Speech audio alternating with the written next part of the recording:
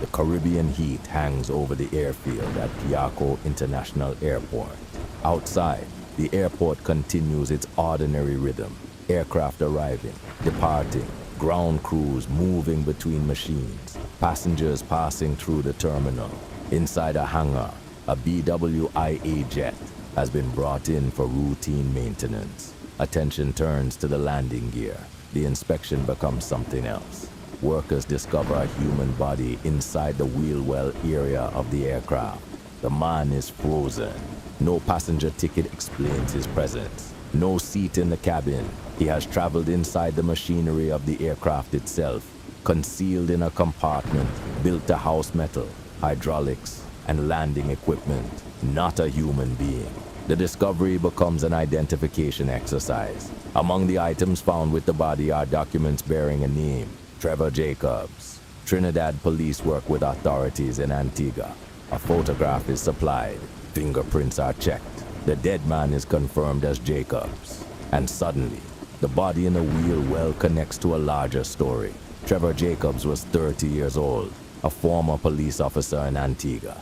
And by the time his body was found in Trinidad, contemporary reporting described him as Antigua's most wanted man. He was wanted on several criminal charges, including the alleged kidnapping of 60-year-old Donna Pietracupa on October 7, 1998. Pietracupa had been released unharmed. Now, months later, Jacobs had turned up hundreds of miles away, not in a police station, not at a border crossing, but inside the landing gear of a commercial airliner. The aircraft had traveled through the Caribbean carrying a secret passenger hidden beneath the people who had paid to sit inside it. For Jacobs, the journey had ended in the hangar at Piaco. For investigators, the discovery transformed a dead body into a question about escape, security, and the lengths to which a fugitive had gone to leave Antigua. Before anyone could understand how Trevor Jacobs died, there was another question to confront. How did a wanted man get inside a BWIA aircraft in the first place? Trevor Jacobs had worn a different uniform before his name became attached to a body in an aircraft wheel well. He had been a police officer in Antigua, a detail preserved in contemporary reporting that places him on the other side of the law enforcement system he would eventually try to evade. But by late 1998, Jacobs was no longer described through his former profession. He was Antigua's most wanted man. At the center of the case was Donna Pietracupa, a 60-year-old woman whose October kidnapping had placed Jacobs among the men sought by Antiguan authorities. Later court records identify Pietracupa as a part owner and manager associated with the Epicurean, an Antiguan supermarket. She was released unharmed. The transformation was stark. A former police officer was now the subject of a manhunt.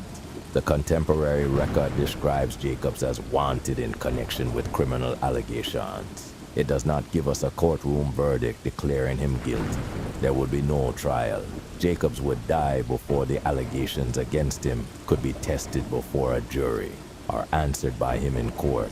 The chronology tells us this. The kidnapping occurred on October 7th. By December, Jacobs was a fugitive. By December 22nd, he was dead inside an aircraft in Trinidad. Somewhere between those dates, the former police officer had made a decision that would carry him far beyond Antigua and into one of the most dangerous hiding places imaginable. Antigua is small enough that escape is never simply a matter of putting distance between yourself and the place you came from.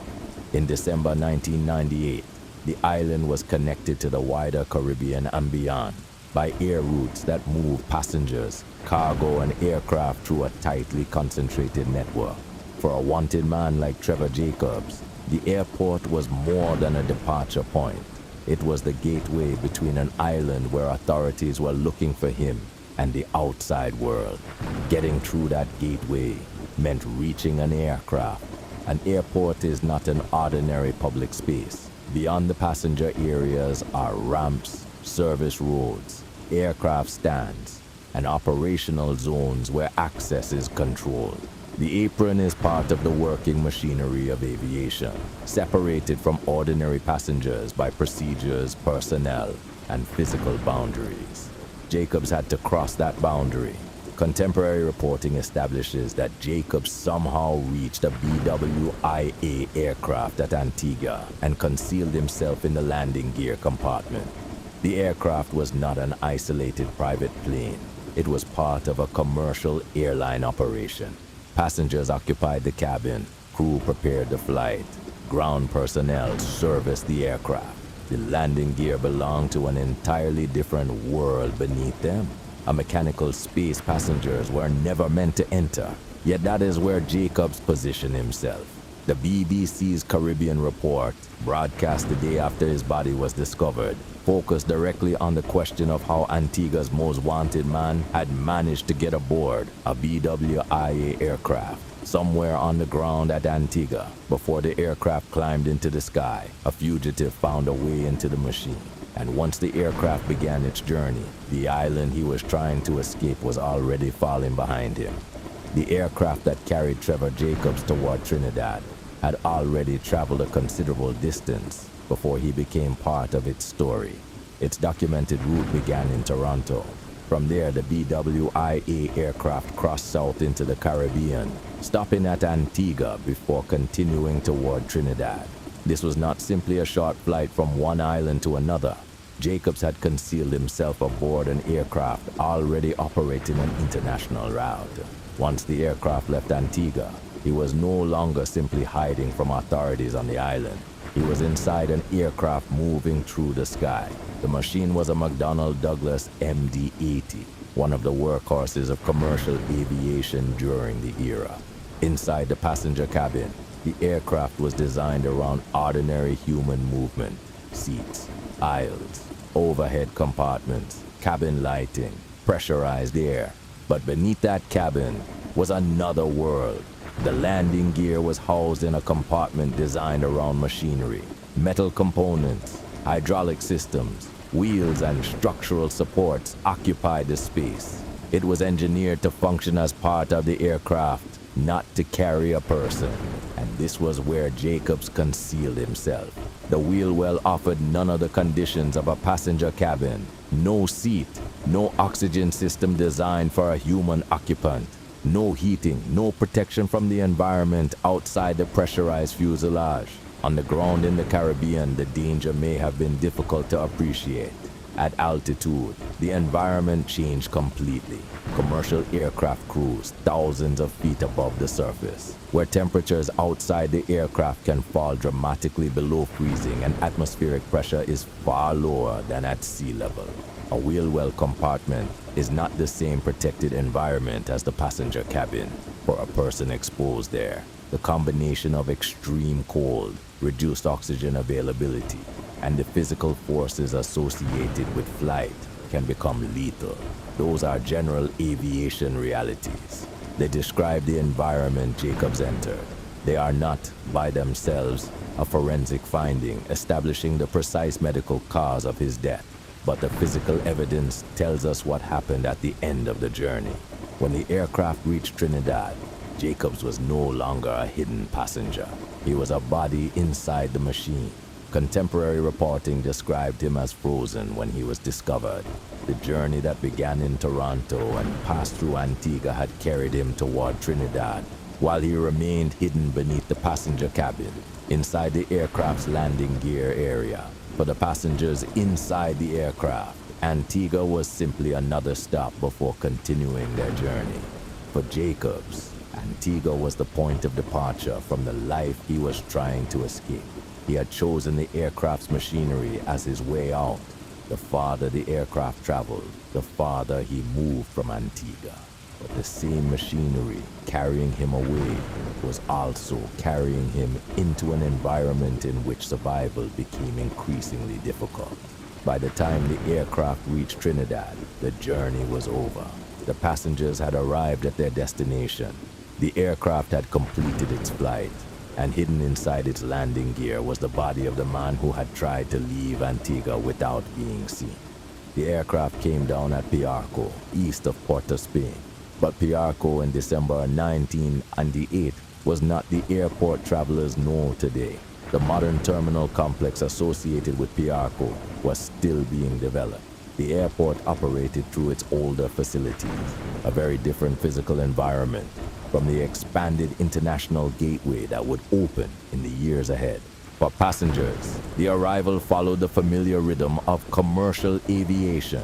The aircraft lands, passengers leave, ground crews take over, and beneath the aircraft, the landing gear remains part of the machinery that has just carried it through the sky. That is where Jacobs was. The aircraft was subsequently taken into a hangar for maintenance. What began as an ordinary inspection of the landing gear became the moment the entire story changed. Ground personnel found a body. The man had not been discovered in a cargo hold. He was inside the aircraft's landing gear area, the same mechanical compartment where he had hidden before departure from Antigua. The body was frozen. Peter Hill, a BWIA customer service executive, later described the discovery in starkly practical terms. We found the body during the control of the landing gear. No elaborate discovery scene, no dramatic confrontation, just a maintenance inspection revealing something that should never have been there. Authorities now had to establish who the dead man was. The answer came through the connection between Trinidad and Antigua. Documents associated with the body identified the man as Trevor Jacobs. Trinidad police used a photograph and fingerprints supplied from Antigua to confirm the identification. The frozen stowaway was not an unknown traveler. He was the same Trevor Jacobs being sought by authorities in Antigua. With that identification, 3 separate stories became one. The kidnapping investigation involving Donna Pietracupa, the fugitive former police officer who had become one of Antigua's most wanted men, and the extraordinary breach that had allowed that fugitive to get inside a commercial aircraft.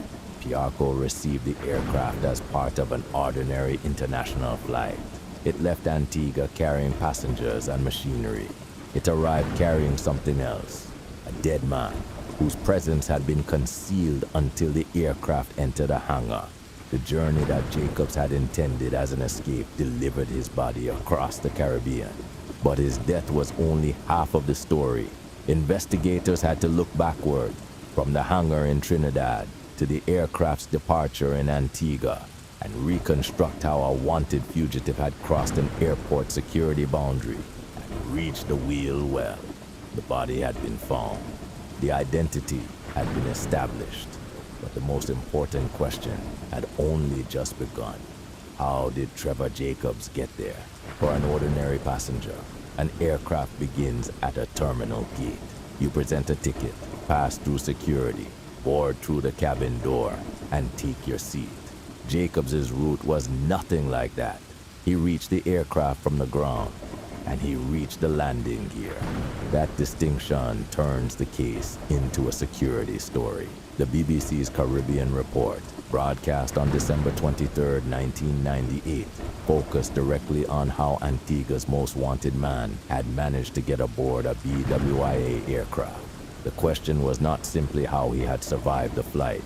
It was how he had crossed the boundary between the airport's public environment and the aircraft itself, because the area surrounding a commercial aircraft is not ordinary public space. The apron is an operational zone. Aircraft are serviced there. Ground crews move equipment across it. Vehicles travel between stands. Personnel work around engines, baggage systems, and landing gear. Access is controlled, and yet, at some point before the aircraft left Antigua, Jacobs reached the machine. He then reached a compartment beneath the aircraft that was never intended for passengers. The physical sequence tells us something important, even without reconstructing every movement. A wanted fugitive had to get close enough to an aircraft to enter it. He had to reach the landing gear area. He had to conceal himself there, and he had to remain undetected while the aircraft prepared for departure and began its journey. That is an extraordinary chain of events. The broader security environment of the period adds another layer.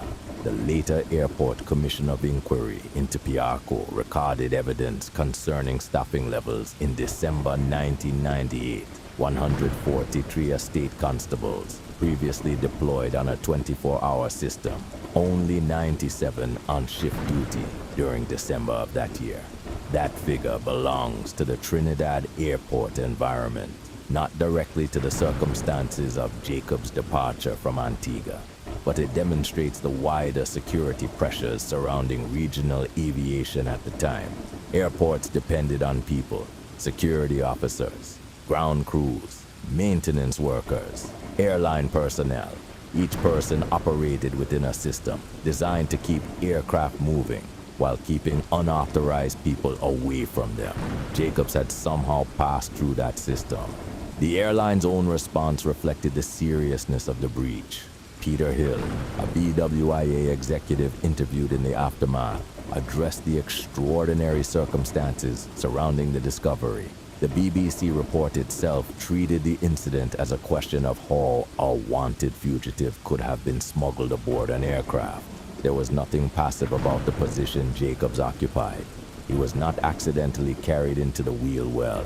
He was there because he had entered that space before the aircraft departed. Then the aircraft moved, the wheels retracted, the aircraft climbed, and a human being remained inside the machinery. By the time the aircraft reached Trinidad, the security question had become inseparable from the death investigation. The people working around the aircraft in Trinidad could discover Jacobs only because the plane eventually entered a hangar and its landing gear was inspected. The same aircraft that had carried him undetected through the flight ultimately exposed him through routine maintenance. One system had allowed him to enter. Another eventually revealed where he was. Somewhere between those two moments lies the physical journey of Trevor Jacobs. From wanted man on an island to hidden passenger inside a commercial aircraft, and finally to a body discovered hundreds of miles away. The security breach was no longer theoretical. It had a name, it had a body, and it had crossed an international border inside the machinery of a passenger jet. By now, the story can sound almost too complete. A wanted former police officer, a kidnapping allegation, a desperate escape, a commercial aircraft, a wheel well, a frozen body in Trinidad. But a true investigation has to separate what the record establishes from what the story seems to suggest. The first distinction is crucial. Trevor Jacobs was wanted. He was not convicted. Contemporary reporting connected him to the alleged October 7, 1998 kidnapping of Donna Pietracupa and described him as wanted on several criminal charges. But Jacobs never stood trial for those allegations. His death ended the legal process before a court could determine his guilt or innocence. Jacobs never had the opportunity to give his own account in court. There is no courtroom testimony from him establishing what he believed, what he intended, or how he would have answered the allegations against him. What we can establish is what happened afterward. The body was discovered in Trinidad. The identification was confirmed through fingerprints and a photograph supplied from Antigua. The aircraft had traveled from Toronto through Antigua to Trinidad. Contemporary reporting places the discovery on December 22, 1998.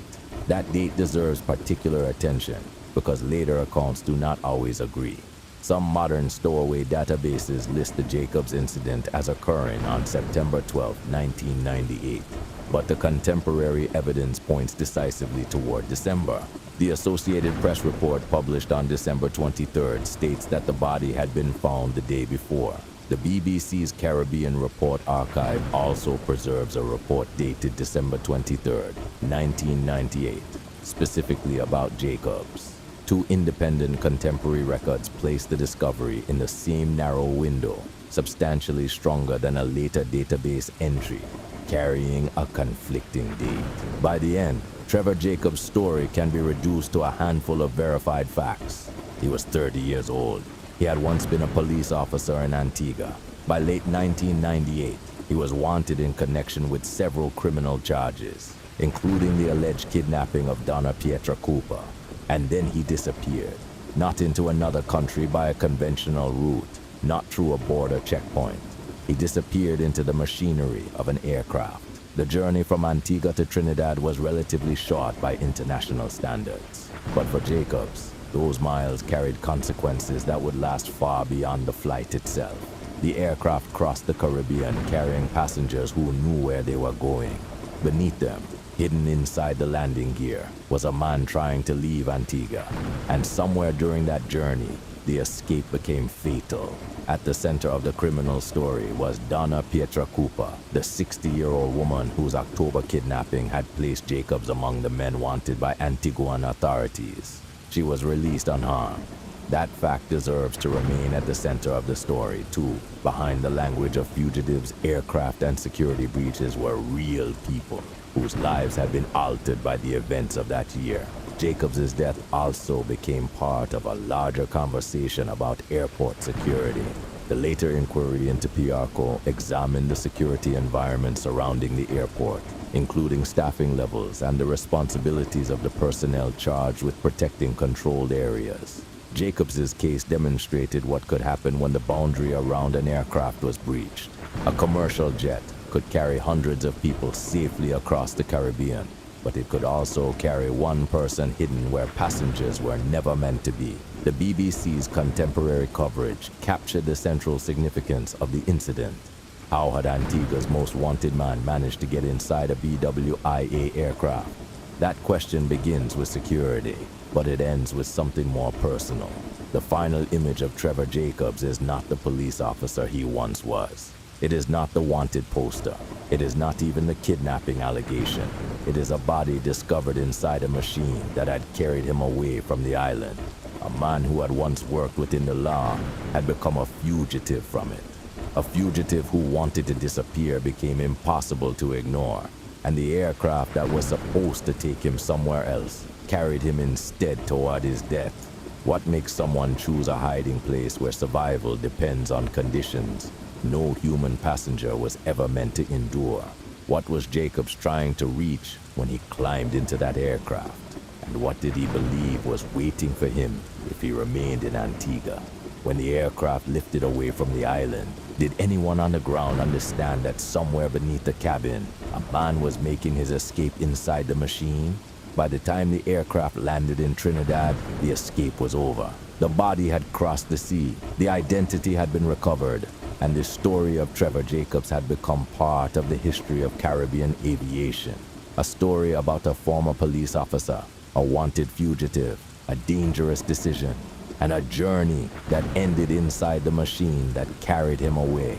The aircraft that had been his passage out became his final container, and the island he had tried to leave held a life he would never return to. Trevor Jacobs never stood trial. He never answered the allegations against him. He never told anyone why he climbed inside the landing gear of a BWIA jet. We are left with what the record preserves: a body discovered in a hangar, a photograph supplied across the sea, fingerprints confirming what documents already suggested, and a sequence of events that stretches from Antigua to Trinidad, from October to December, from a kidnapping allegation to a frozen corpse inside the machinery of flight. The story resists easy resolution. It offers no confession, no courtroom verdict, no final explanation. Only this: a man wanted by authorities chose a route no passenger was meant to take, and in choosing it, he crossed into a territory where the aircraft's machinery became both his conveyance and his grave.